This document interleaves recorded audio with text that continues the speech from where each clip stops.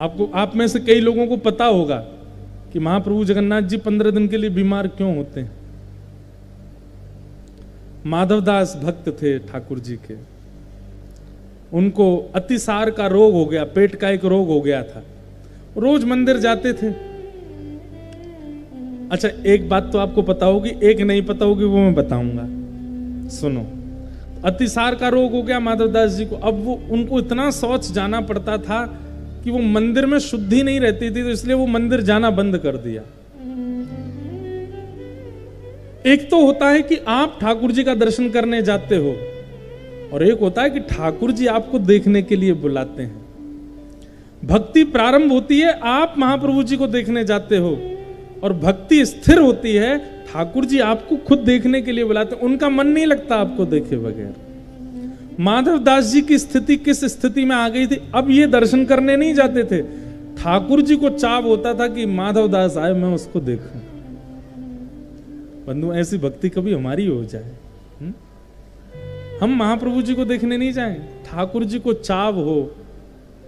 हमारे स्वामी श्री हरदास जी महाराज की परंपरा का एक भाव हमारे भैया सुना रहे थे। वो बता रहे थे, एक दिन प्राचीन काल की बात है कि श्री जगन्नाथ जी का श्रृंगार हो रहा था। बहुत ध्यान से सुनिएगा। जगन्नाथ जी को माला धरा रहे थे, वस्त्र धरा रहे थे पुजारी जी। इतने में क्या देखा, महाप्रभु जगन्नाथ जी ऐसे खड़े खड़े ऐसे डोल रहे थे। तो पुजारी जी बड़े प्रसन्न हो गए, हरि हरि बोलो, हरि हरि बोलो, जय हो। महाप्रभु जी खुश हो रहे हैं, महाप्रभु जी प्रसन्न हो रहे हैं, नाचने लगे सब। दैतापति आदि सब आ गए, सब उस दृश्य को देख रहे हैं कि महाप्रभु जी धीमे धीमे अपनी वेदी पे बैठ करके झूम रहे हैं। सबने पूछा, जय जय, आपकी प्रसन्नता है, हमारे लिए बड़ी प्रसन्नता की बात है, लेकिन हम जानना चाहते हैं, आज ना तो कोई ऐसी शुभ तिथि है, आज ना ही कोई ऐसा शुभ मुहूर्त है, आज ना ही कोई ऐसा उत्सव है, आप इतने प्रसन्न क्यों हो? और अभी तक तो कोई भोग भी नहीं धराया आपको कि भोग पाके खुश हो गए हो, ना श्रृंगार पूरा हुआ, इतने खुश क्यों हो रहे हो आप सुबह ही सुबह? ठाकुर जी, आपकी निजी बात हो सकती है, लेकिन हमको भी बताइए ना, हम भी खुश हो जाएंगे सुनकर के आप इतने प्रसन्न क्यों हो? ठाकुर जी कहते हैं, आज वृंदावन से 20-25 लोगों की टोली मेरे दर्शन के लिए निकली है, और उस समय में ट्रेन तो होती नहीं, फ्लाइट होती नहीं, या तो बैलगाड़ी साधन हो, और अब मुझे इतनी प्रसन्नता हो रही है कि उनको 15 दिन लगेगा मेरे पास आने में, तो उनकी निकलने की खबर मुझको पड़ी और मैं खुश हो रहा हूं कि अब ब्रजवासी मेरा दर्शन करने के लिए आ रहे हैं। ठाकुर जी झूम रहे हैं। पुजारी जन इतने प्रसन्न हो गए, बोले जय हो भगवान। वो भक्त कितने चाव से आ रहे होंगे कि हम जगन्नाथ जी का दर्शन करें, पर उनको क्या पता कि वो जितने व्याकुल आपके दर्शन के, आप उससे ज्यादा व्याकुल उनको देखने के लिए हो रहे हो। क्यों? क्योंकि वो ब्रज से आ रहे हैं, क्योंकि वो रसिक जन आ रहे हैं, क्योंकि वो ब्रज के सेवक जन आ रहे हैं। जगन्नाथ जी बोले, सुनो, ये सब बड़े भजन निष्ठा रहे हैं, जितने भी आ रहे हैं, मेरा भजन बहुत करते हैं, इनके लिए उत्तम व्यवस्था कर दो, आदि आदि सब। 15 दिन बाद जब वो सब ब्रजवासी पहुंचे, तो महाराज पुष्पों से उनका स्वागत हुआ, सबने उनकी बढ़िया व्यवस्था की। बोले, हमने कोई पत्र तो भेजा नहीं, हमने आप लोगों को बताया तो था नहीं कि हम आ रहे हैं, आपको ये और इतनी व्यवस्था, इतनी सेवा करने की क्या आवश्यकता? बोले, भैया, जब उन्होंने वृत्तांत बताया, बोले आप 15 दिन पहले जब निकले थे, तो महाप्रभु जी अपनी ब्रह्म वेदी पर झूम रहे थे कि, और उन्होंने बताया कि आप दर्शन को आ रहे हैं। इतने प्रसन्न हो गए वो रसिक जन। बोले, भैया, और जगह तो सुनोगे हो कि भक्त दर्शन करवे जावे, लेकिन आज पहली बार सुनी कि भक्त के दर्शन के काजे महाप्रभु जी उत्सुक हो रहे हैं। हमारी भक्ति ऐसी हो जाए, हमारी भक्ति ऐसी हो जाए कि ठाकुर जी उत्सुक हैं हमको देखने के लिए। तो माधवदास जी उसी स्थिति के थे। ठाकुर जी पूरे दिन मानो जैसे व्याकुल होकर के अपने नेत्र खोल करके, और मैं तो कहता हूं, जगन्नाथ जी की पता पलकें नहीं है, श्री जगन्नाथ जी के ये पलकें नहीं है। क्यों? ठाकुर जी ऐसे आंख खोल करके, और यूं भी नहीं कि, और जगह तो आप देखोगे ठाकुर जी के कैसे कटाक्ष नेत्र हैं, छोटे छोटे नेत्र हैं, धीमे धीमे खोलते हैं, पर जगन्नाथपुरी में तो ऐसे खोल के बैठे हैं।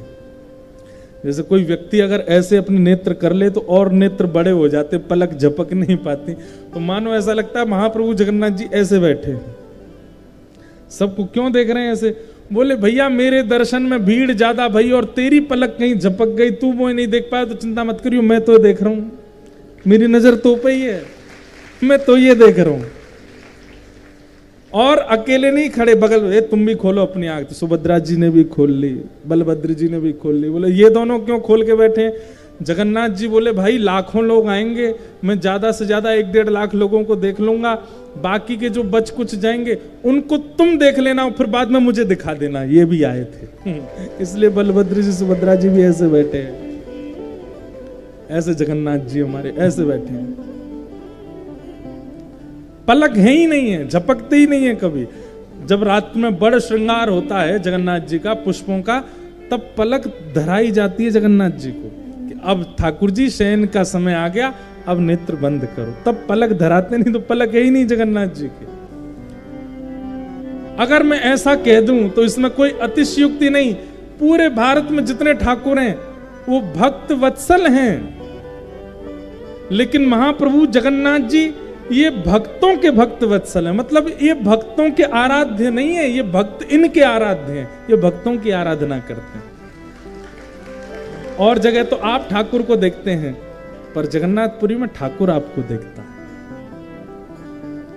तो माधवदास जी का रोग हो गया अतिसार का, नहीं आ पाते। महाप्रभु जगन्नाथ जी बोले माधवदास नहीं आ पा रहा तो हम चले जाते हैं, और एक बालक का रूप धारण करके गए। माधवदास जी ना हिल पा रहे ना डुल पा रहे, वहीं सब कर रहे थे शौच आदि। महाप्रभु जी गए और जल हाथ में ले ले करके माधवदास जी के वस्त्र धोवें, कभी पैर साफ करें, कभी कुछ साफ करें। माधवदास जी के नेत्र खुल गए। बोले ये कोई बालक नहीं है, जो सुगंधी मुझे आ रही है उससे पता चल रहा है ये महाप्रभु जगन्नाथ जी हैं। तुरंत हाथ पकड़ लिया, बोले प्रभु ये आप क्या कर रहे हैं? आप मेरी सेवा क्यों कर रहे हैं? अरे माधव तू जल्दी ठीक है जाएगो तो फिर मेरे दर्शन के काजे आवेगो, तो दर्शन मेरे काजे आवेगो, मैं तो देखूंगा तब मुझे संतुष्टि होगी, इसलिए मैं जल्दी ठीक कर रहा हूं। माधवदास जी बोले आप परमात्मा हो, आप चाहो तो चुटकी बजा दो तो मेरा अभी पेट ठीक हो जाए, मेरे सारे रोग ठीक हो जाएं। ये 10-15 दिन का मुझे रोग भोगना क्यों पड़ रहा है? ठाकुर जी बोले देखो ये प्रारब्ध है तुम्हारा, किस जन्म का भोग रहे हो तुम्हें नहीं पता, और ये 15 दिन तुम और भोग लोगे तभी तुम्हारे पूर्व के प्रारब्ध नष्ट होंगे। अगर मैं परमात्मा दृष्टि से तुम्हारे 15 दिन के प्रारब्धों को तुमको ना भोगने दूंगा तो इनको भोगने के लिए तुम्हें फिर से जन्म लेना पड़ेगा। समझ में आई बात? यदि अभी आए संकट को तुमने नहीं भोगा तो इसके लिए तुम्हें दोबारा जन्म लेना पड़ेगा। 15 दिन का संकट भोगने के लिए तुम्हें फिर से आना पड़ेगा। माधवदास जी बोले नहीं भगवान मैं सह लूंगा, पर आप मेरी सेवा मत करो, आप चले जाओ। लेकिन ठाकुर जी कहां मानने वाले थे। शाम तक तो माधवदास जी स्वस्थ हो गए, ठीक हो गए, सारा रोग ठीक हो गया। लेकिन माधवदास जी के मन में ये बात चल रही थी कि ठाकुर जी बोल के गए कि ये मेरे प्रारब्ध हैं और मैंने तो अपने प्रारब्ध 15 दिन के भोगे नहीं, फिर मैं स्वस्थ कैसे हो गया। अगले दिन जैसे ही आप स्नान ध्यान करके, ठाकुर जी का आज मनोरथ था क्या, स्नान पूर्णिमा, स्नान पूर्णिमा का दर्शन किया, और स्नान पूर्णिमा के बाद तभी क्या होता है, ठाकुर जी बीमार हो जाते हैं। 15 दिन के लिए जब बीमार हुए, किसी को दर्शन नहीं हुए, माधवदास जी व्याकुल हृदय से ठाकुर जी को पुकारते हैं। बोले भगवान आपके दर्शन क्यों नहीं हो रहे, आप कैसे बीमार हो गए? बोले माधव अब तुम स्वस्थ हो ना? बोले हाँ, तुम्हारा जो 15 दिन का शेष रह गया था वो हमने अपने ऊपर ले लिया, अब उसको हम भोगेंगे। तो माधवदास जी को इतनी पीड़ा हुई कि नाथ आप क्यों ले रहे हैं? ठाकुर जी बोले एक पंथ दो काज। ए माधव सुन, तू इतना परेशान मत हो, ये 15 दिन के बीमार होने के पीछे एक कारण और है। माधवदास जी बोले क्या? क्योंकि माधवदास जी तो सौगंध दे रहे थे कि आप अभी स्वस्थ हो, मैं भोगूंगा, मेरा प्रारब्ध, आप क्यों ले रहे हैं अपने ऊपर? ठाकुर जी बोले नहीं नहीं तू चिंता मत कर, एक बार में 2 काम हो रहे हैं। भगवान माधवदास जी बोले क्या? एक तो तेरे रोग जो हैं वो मैं भोग लूंगा। और वैसे ठाकुर जी कुछ भोगते नहीं है, ये सब तो लीला है जगन्नाथ जी की। और दूसरा बोले क्या, साल भर में 14-15 एकादशी आती है और हम एक भी एकादशी नहीं रखते, सब एकादशियों पे महाभारत पाते हैं। कहीं ना कहीं जब एकादशी की महिमा पूरे विश्व में इतनी हमने बताई है, मान लिया जगन्नाथपुरी में एकादशी के दिन महाभारत महाप्रसाद पाना होता है, यहां पर एकादशी का विधान नहीं है, क्योंकि यहां की रसोई स्वयं लक्ष्मी बनाती हैं, इसलिए लक्ष्मी के हाथ से स्पर्श करने पर एकादशी का विधान नहीं होता। लेकिन भैया कहीं एकादशी की महिमा कहीं और घट नहीं जाए, इसलिए हम तो एक साथ ही 15 दिन की एकादशी कर लेते हैं ताकि साल भर चकाचक पावे। तो कई लोग एकादशी पर ऐसा कह देते हैं कि महाप्रभु जगन्नाथ जी भी यहाँ पे तो महाप्रभु जी आपको पता नहीं है, वो बड़े चतुर हैं, वो एक साथ ही 15 दिन में व्रत करके अपनी एकादशी खत्म कर चुके हैं। 15 दिन ठाकुर जी महाप्रसाद नहीं पाते, केवल काढ़ा पीते हैं। ऐसी एकादशी तो कोई नहीं करता होगा। हम कैसी एकादशी कर, कूटू की पकौड़ी, कूटू की कचौड़ी, ये समा के चावल लो, खिचड़ी लो, ये लो, कैसी एकादशी करते? 15 दिन एक साथ एकादशी प्रकट हो जाती हैं और ठाकुर जी केवल काढ़ा पी के रहते हैं। सबको ये पता रहता है कि ठाकुर जी अस्वस्थ हैं, लेकिन वास्तव में पूरे साल भर का कोटा पूरा कर देते हैं ठाकुर जी एक बार में। तो इसलिए जो लोग, ये कोई ऐसी शास्त्रीय बात नहीं, लेकिन मेरे मन में आता है कि जो लोग जगन्नाथपुरी में एकादशी के दिन महाप्रसाद पाते हैं, उन एकादशियों को गिन लीजिएगा, कितनी एकादशी हमने महाप्रसाद पाया, वो प्रेम से पाइएगा। और जब ठाकुर जी स्नान पूर्णिमा के बाद 15 दिन के लिए बीमार होते हैं, उतने दिन का व्रत आप भी किया करो। ठाकुर जी भी तो नहीं पा रहे हैं, तो हमें भी नहीं पाना। इन दो भावों से ठाकुर जी बीमार होते हैं महाप्रभु जगन्नाथ जी। एक तो माधव दास का रोग लेते हैं, और फिर ठाकुर जी को इतना अच्छा लगा कि हमने अपने भक्त की पीड़ा ली, उसको पीड़ा उत्सव के रूप में ठाकुर जी मनाते हैं हर साल। माधव दास जी के उस रोग को अपने उत्सव के भांति, जैसे ठाकुर जी का उत्सव भक्त बनाते हैं, ऐसे भक्त के उत्सव को ठाकुर जी पीड़ा उत्सव के रूप में मनाते हैं 15 दिन के लिए। ऐसे महाप्रभु श्री जगन्नाथ जी, बोलो जगन्नाथ महाप्रभु की। ऐसे जगन्नाथ जी को हम बारंबार प्रणाम करते हैं। तो इस प्रकार बंधुओं, ठाकुर जी से एक संबंध मानो। तापत्रयोन्मूलनम श्रीमद्भागवते महामुनिकते किंबा परेश्वर सद्यो हृदय वरुद्यते त्रिकृत भी शुश्रूषभिस्तच्छा।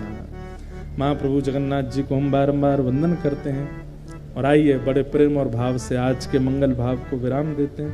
आज भी थोड़ा विलंब हुआ कथा में, पर कल से बिल्कुल समय से आएंगे हम।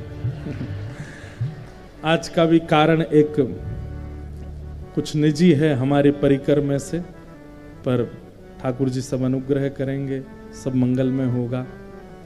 तो आइए महाप्रभु जगन्नाथ जी को प्रणाम करते हुए आज के मंगल भाव को हम लोग विराम देते हैं।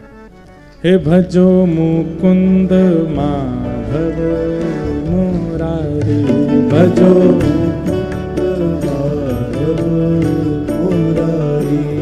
भजो मुकुंद माधव मुरारी, भजो मुकुंद माधव मुरारी। ओ गिरधारी बनवारी, गिरधारी बनवारी। बंधुओं, प्यारे गिरधर लाल जी के दर्शन की उत्सुकता कई लोगों के मन में है। तो मंगलवार को यानी कि परसों श्री गिरधर लाल जी का दर्शन होगा, लेकिन जहां हम और लाल जी विराज रहे हैं वहीं आके आपको दर्शन करने होंगे। 11 बजे से लेकर के और 1 बजे तक सुबह के सत्र में दर्शन होंगे। स्थान का नाम अभी आरती के बाद आपको बता दिया जाएगा। बहुत संख्या में आप लोग आएंगे तो थोड़ी असुविधा हो सकती है। जितने लोग उस दिन दर्शन कर लें, बाकी हम एक दिन और दर्शन का रखेंगे, तो उस दिन दर्शन कीजिएगा मंगलवार को, और एक दिन और किसी दिन, और एक दिन ठाकुर जी को प्रयास करेंगे यहीं आ जाएं तो यहीं सबका जड़ा दर्शन हो जाएंगे। तो परसों मंगलवार को दर्शन का नियम है, समय और स्थान। समय तो 11 से 1 बजे तक और स्थान अभी यहाँ से बताएंगे आरती के बाद। तब तक गाइए।